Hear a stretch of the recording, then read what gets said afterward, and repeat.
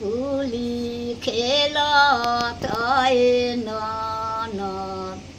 अरे ननद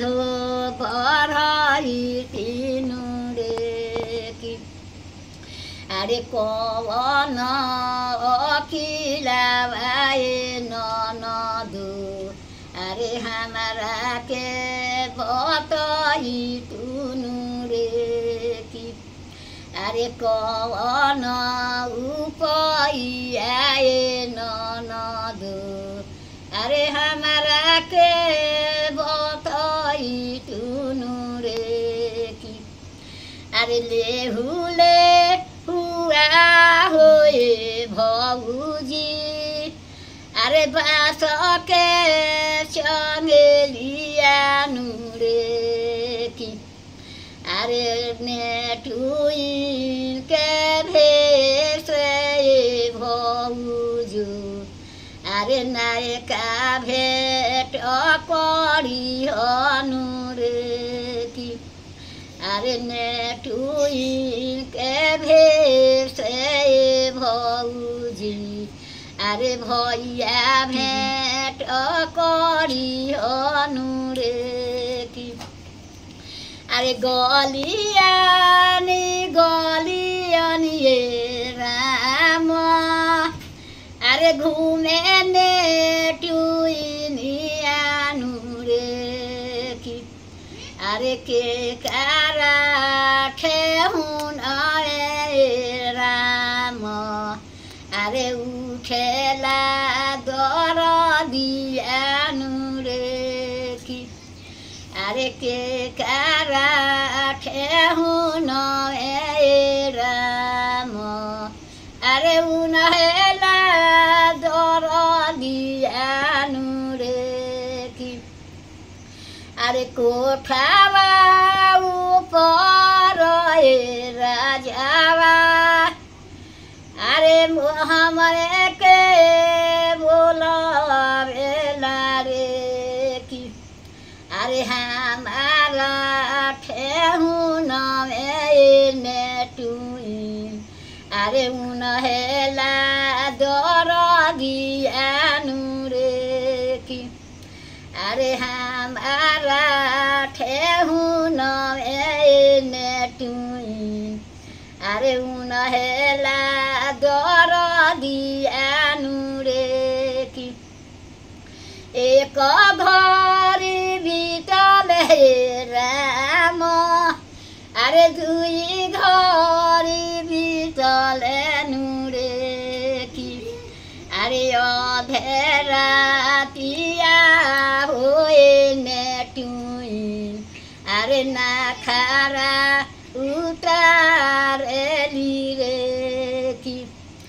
अरे रोगाना पासार रे की लेहुले हुआ होए ने टुइन अरे डाली भरी सोनावानु रे की अरे डाली भरी सोनावानु रे की अरे आगी तो लगइब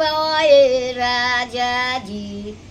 अरे डाली भरी सोनावानु रे की देहु देहुआ होए राजा जी अरे हाथ के अंगूठियानु रे की अरे हाथ के पुरुजियानु रे की अरे हंसते खेलत ने टुइन अरे घरवा चलियाइलिनु रे की 12 बरिस पर राम अरे पिया घरे अइलेनु रे की अरे मचिया बैठल आमा अरे आमा हो बरई तीनु रे की अरे के कर जामाला